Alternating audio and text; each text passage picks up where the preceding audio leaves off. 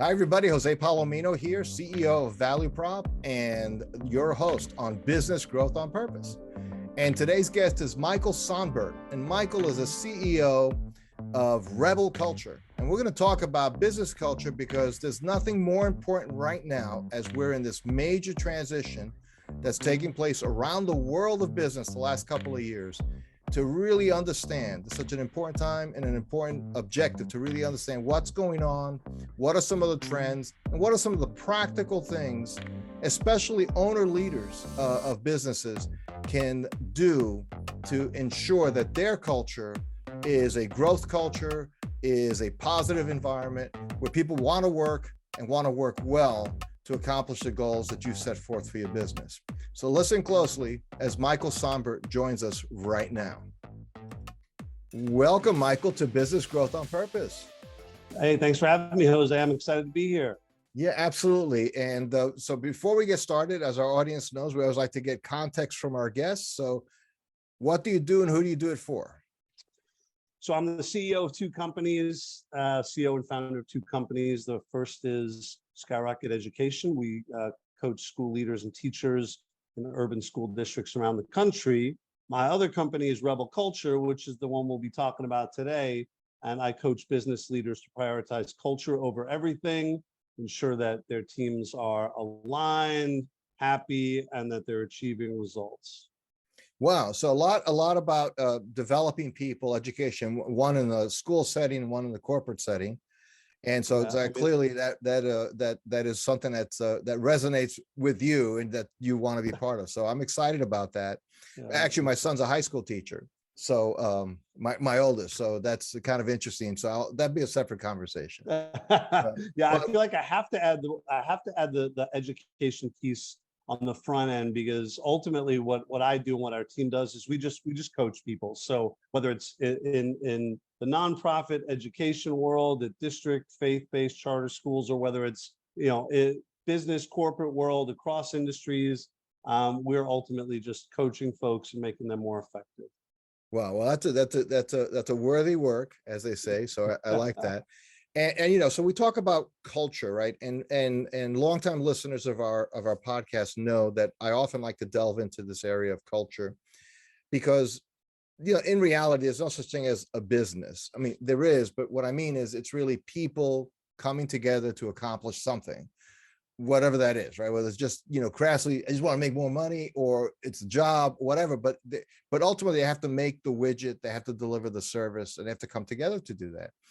And so you would think, hey, if we hire 20 people, 30 people, 40 people in our business, and we tell everybody what their job is, everything after that's magic. Everybody's going to get along. It's all going to work well together. Collaboration will explode everywhere. And yet right. The reality is anyone who's run a business or owns a business, no, it isn't that simple. It doesn't happen that way, right? So, and now we've had the last 3 years, one of the most tumultuous, real reset shifts in the world. It's not a local phenomenon, obviously, through COVID, and business is changing. And I mentioned to you before in the pre-show, Wall Street Journal article about employees at Apple, for example, which is a mega company, 170,000 employees, but rounding up a petition because now Apple wants people to come into work 3 days a week instead of working from home all 5. That's a big change from when I was starting out of business, and yeah, me too. So my question to you, Michael, is, just simply, what do you see in your work is a temporary change in how businesses are running, or what do you think is actually going to be permanent? It's going to be here for a long time. That's a great question. I think ultimately the pandemic, I don't think it caused a lot of the problems that we're seeing today. I think it revealed them. I think that it revealed the fact that there are teams that are disconnected, that there are people who are unfulfilled at work, that there are people who don't work well with their coworkers, and not because they don't get along necessarily, but because that isn't embedded in the DNA of the organization. And so your first point about hey, if you just hire 20, 30, 40 people and say, here's your job, go do it, things should work out well. That's what we actually see. I mean, you're saying it jokingly, but it's because you've seen that play out and it doesn't work. And so before the pandemic, there was, for so many employees, for so many team members, it was like, well, this is just my reality. But after during and then after the pandemic, folks said, hey, actually, I don't have to deal with the lack of clarity about exactly what my job is, and lack of feedback, lack of support. I mean, 60% of employees are saying, like, I want more feedback from my boss. I don't get it. 91% of employees are saying they want more accountability in the workplace. That's the opposite of what so many leaders think. They think, like, let's just let people do whatever they want. So to your more recent question, the thing that I think will be like um, kind of like um, distance, this push for we're just going to all work from home. I think some companies will stay 2-3 days a week. I don't think that companies that have traditionally been in person will transition entirely to working from a distance. I think people enjoy connectedness too much. There's something about being looking somebody in the eye and shaking somebody's hand. And so I get that there are companies now who are saying, hey, we're going to go from 5 to 3. I think some of that may stick around, but I don't think that that's the wave of the future. I think the pendulum will swing back in the next couple of years, and folks will be back in places where it's necessary to more in-person work. Now, At let me least just more pause you than, on that one thought though, Michael. So how much of yeah, go that, ahead, if please. the pendulum swings the other way, how much of that's going to be kind of, let's call it staff driven, where people say, I want an office. Like, if you're going to hire me, you got to give me a desk and a space to work. Where now you have people, all these stories, and it is all anecdotal, right? So who knows the actual stats, but I mean, people Sure. studying this, so you probably know the stats. But the thought is, what I hear is it's more likely that a potential employee, especially earlier in their career, are actually saying, I'm insisting that I get to work from home. You're saying the pendulum's going to swing. So my question is that going to come from people asking for the pendulum to swing, or leadership saying, we just can't work this way? We have to be in a place number of days a week for us to do our job. Yeah, I think it's a great question. And as you said, the data is not necessarily out yet. Here's what I think is going to drive it. I think it's going to be about results. I think that people are going to see that we get better. Step down to Jose's office and stick our head in and say, hey, can I ask you a question? Versus setting a Zoom meeting and calendars and links and things like that. I think that folks are starting to see already, we're seeing it at our work, that when folks are back in person, trainings, right, that were happening on Zoom screens with, dozens of boxes are now happening, and breakout rooms and electronic workbooks and things like that. Are they're able to pivot in a moment and say, hey, Jose and Michael, you all, that's your team, you all go over there, and Tracy and and Aaron, you all are going over there, like, and that folks are going to see that we're able to be more effective.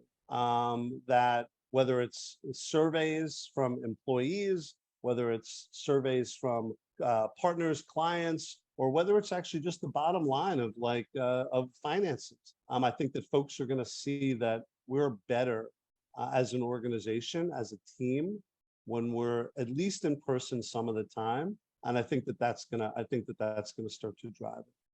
Now, one thing that's come up in I had a recent conversation, actually my podcast, on this very issue as well, which is you have people in the last 3 years who came out of college, got their first jobs, Yeah. and in a sense didn't learn kind of the nonverbals of like basic business protocols, right? Because they never had to. They were like, it was like they graduated virtually, which is pretty sad when you think about it, right?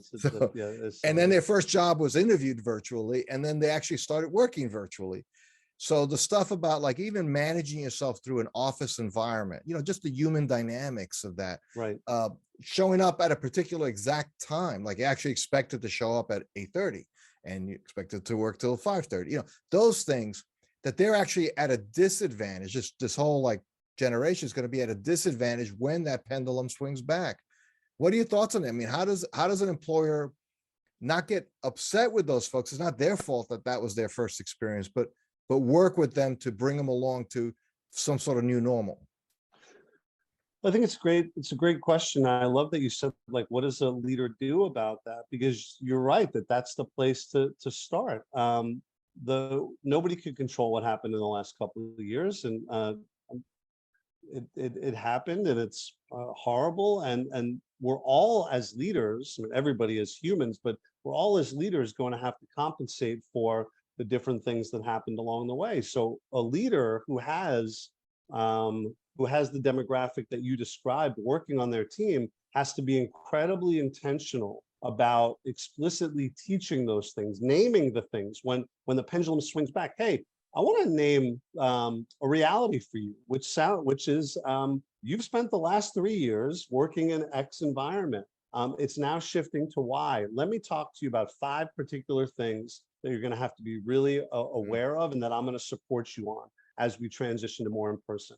You know, A, B, C, D, E, like that type of thing. You know, as you know, Jose, like leadership doesn't happen by accident, and culture doesn't happen by accident. I'd argue that the problem that we're trying to solve here in this conversation, in this question, is not unlike lots of different problems that happen in the workplace. Sure, this one's probably more global than others, but we work with people all the time who, like, their employees gossip and they talk poorly about the bosses and their colleagues. Like, so, like, let's answer that question. How do we rectify that? It's not by magic. It's not that we cross our fingers and hope. We have a really explicit conversation about the expectations in the workplace, and like why it's important to go right to the source, why it's important to come with solutions and not go to somebody else and talk about a third party. So really, I think that the leaders who are most well equipped, who have the strongest cultures already, they're going to be able to explicitly name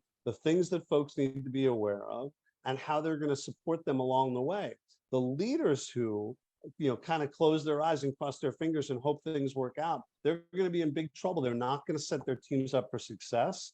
And my worry is, Jose, that the narrative is going to be that this generation of kids, of college kids, of graduates, just never learned the thing. And so they are behind the 8 ball forever. I don't believe that's true. I think great leaders can get those folks caught up in just a few months. Well, it's interesting. So, you know, as I'm listening to you, Michael, I love kind of the subtext of how you describe leadership, which is really building up your people. Yeah. Right. So often we think of, and too often people intuitively think of leadership as, you know, bossyship, you know, the ability to give orders. No way. And you're characterizing it as something very different than that.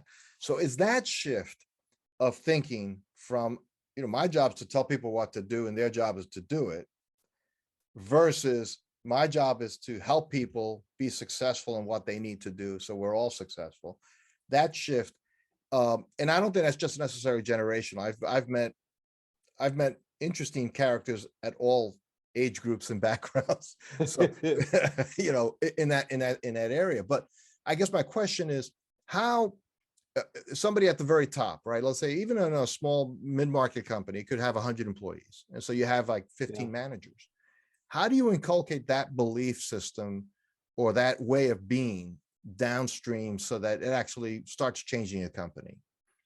Yeah. So the first thing is the leader has to believe it, right? And there's a shift, and this is not because of the pandemic. I mean, this has been going on for years. It's one of the reasons why I started Rebel Culture, because we talked to all these leaders and all these employees in really successful and in some cases struggling companies. But the overwhelming theme was people were unhappy. And when we asked them why, it was like, I don't feel like I matter here. I feel like I'm being barked at all day. There's no accountability for anybody. I don't know what we're trying to accomplish. Like I don't get evaluated. I don't get feedback and things like that. I'm mostly directionless. And so getting orders or like I'm getting orders barked at me, and I do it because I don't want to get fired, but I don't really care about it. I'm not invested. And so the first thing that has to happen for it to go downstream, as you mentioned, is the leader actually has to believe that being a boss is actually a sacred responsibility, that it's not that everybody works for you. It's that you actually, like, you have a responsibility to these people. They've put their faith in you. They spend 33% of their lives following you and doing what they might even have given up on some of their own dreams to follow your dream, your mission, right? Your goals. And so leaders have to have that mindset that this is actually an incredible gift that's been given. Now, this doesn't mean that we don't hold people accountable or that it's kumbaya all day. In fact, the opposite, right? We should have an incredibly high expectations environment and hold people incredibly accountable. But this idea that I'm the boss, so you do what I say, like that's great. That'll last for a little while. There are certainly examples of success, people who've had success in that way. There's not a ton of them in this day and age of really long-term sustained success. So the first step is that the leader themselves actually has to believe it. And then it has to be embedded in every meeting, every one-to-one conversation with all with upper management, with lower management, with anybody on the team, like that this is an opportunity here. Hey, if your employee, Jose, is underperforming, guess what? You manage them. That's on you. You've got to own that mindset. Everything that happens on this team is on us as the leaders. We either created it or we're allowing it to exist. And so if we adopt that mindset and we think of all these different pieces as not that folks are messing up or that they need to do what we say, but in fact, like they've put their faith in us. It's our job to make them as successful as possible. And it's embedded in every single conversation. It starts to become part of the culture. Well, it's interesting, like, and obviously you can't have a long business conversation with somewhere along the line, sports metaphors come up, right? But yes, what comes to mind is, you rarely see a coach or manager of a baseball or basketball team last 10 years with a losing record. They're held accountable for the results of their team, and they have to make sure the team works. And so one of my all-time, as a native New Yorker, all-time favorite, I think greatest basketball coach I've ever seen is Pat Riley. Yeah. And not because he won with Los Angeles at Showtime, but because he almost won with the Knicks, which were the exact opposite type of players. I mean, it was a completely different team. It's a lumbering, slow, defensive-minded team. And he owned what he had. He said, this is what I got to work with. Yeah. And they got to one tip by Hakeem Olajuwon from winning. So there you go. Not that I feel bitter about it or anything. I was gonna say, you remember the exact. I mean, I remember. I'm a New Yorker too, man, and I remember those Pat Riley teams. But yeah, it seems like it's top of mind for you still. Still, right? Just a little raw there, but anyway, yeah. I mean, I'm hoping to see the Knicks win before I leave this earth. Just want to know. But anyway, all right. So no, that's really great. So I like the idea that, really clearly starts from the top, right? It starts from the top, has to permeate and so on. But I know somebody listening to this who, let's say, is an owner of a 20, 30-person company, say, well, I don't, what am I going to do? I can't send my people to all get, Harvard MBAs. I can't bring in real expensive, like, training. Like, practically speaking, what can I do to lean into what you're describing here? Because I like my people and like coming to work. That sounds like a good idea. What can I do that isn't going to cost me an arm and a leg as a grand experiment? And, I also don't want to just develop people so they leave me for better jobs, and then I got to do this thing all over again. Yeah. So those are things that they're wrestling with. And I think one of the impediments to people taking deliberate steps towards improving leadership culture is because they're afraid it's the ROI is not going to be there, or they can't afford it in the first place. Yeah, I think it's a great question. I think that you're right that folks are afraid. I'm not sure it's about the ROI as much as what it would actually mean for them to be as vulnerable as they need to be, and as humble as they'll need to be, and as open to feedback as they'll need to be to create the culture that they actually want. What we talk to leaders all the time, I say to leaders who are in the exact same boat that you're describing, I say, what do you believe about yourself as a leader? What do you want to prioritize? What do you care about? What do you not care about? How do you want to be perceived by your team? Do you think they perceive you that way? Jose, unsurprisingly, most of the answers are like, I don't really know. I never really thought about it. So many people are leading teams without having done any of the intellectual prep around, like, hey, what really matters here? What do we care about immensely. What are the things that we're not going to really sweat that much? And so we're trying to lead teams without even knowing. You bring up Pat Riley. Pat Riley said, hey, we are going to be a defensive team. We're going to be stronger than the other folks. We're going to get more loose balls than the other team. We're going to get offensive rebounds. We're going to get the defensive rebounds. Nobody's going to push us around. He had to define, looking around at the talent, what's going to matter here? What are we going to be better at than anybody else? And so we can bring in an outside consultant. And look, I am an outside consultant, so it probably sounds like I'm poo-pooing that idea, but you can bring in somebody like me. But if you're not going to do this stuff after I leave, it's not going to work, right? You have to believe, hey, this is how we're going to operate. So I'll give you an example. Like at my companies, right? One of the things that I am maniacal about is people showing up on time. Like I am, and meeting deadlines and deliverables. And if something's due at 5 p.m. on Thursday, if it's not in my inbox by 5:02, I'm sending you an email. And that sounds probably, for a lot of people listening, that probably sounds like holy cow, man, that seems like really intense. But here's my point. If we can't get the easy stuff figured out, I say this to my teams all the time, if we can't do the easy stuff, if we can't get to an 8:30 meeting on time, we have no chance of doing the hard stuff. We have no chance, right? We've got to be able to make the easy stuff easy. And so I'm maniacal about things like that, right? We communicate one time. Don't send me 4 emails. That with 4 different sets of information that all could have been in one email. So I've told my teams, like, these are the things that I am absolutely insane about. By the way, it's not as an autocrat. I've gotten their feedback. Hey, can we agree on these different things? So for me, it's less about like, but to pause for a second, I have to have the confidence in myself as a leader to be able to stand in front of a team of people and say, here are the things that we're going to be unwavering about. And I need you all to come along with me. And I need you to understand my rationale for this. And when I hold you accountable for being 3 minutes late to a meeting, I need you to know I'm not being a jerk. It's because I need us to operate in a certain way, and we need to operate in a certain way to be successful. So I think for your folks listening who are in that boat of like, I'm 20 to 30 people and maybe we don't have a ton of a ton of capital to spend on coaching or consultants and stuff like that. Start at like, what do you believe as a leader? What are you going to be absolutely maniacal about? Even if you have no idea how to execute it yet, start to think about those things that you really care about. And because if we don't get there first, it's going to be almost impossible to execute. And what's even worse is the leader who has strongly held beliefs, but never communicates them and kind of expects everyone to read his mind, and then gets frustrated when they're not actually good mind readers. By the way, that's good couples counsel too, by the way. It's the same principle. Yeah, I mean, look, we talk to leaders all the time. They tell us that we talk about it internally in our teams, the whole they should know. They should know. Well, guess what? They don't know.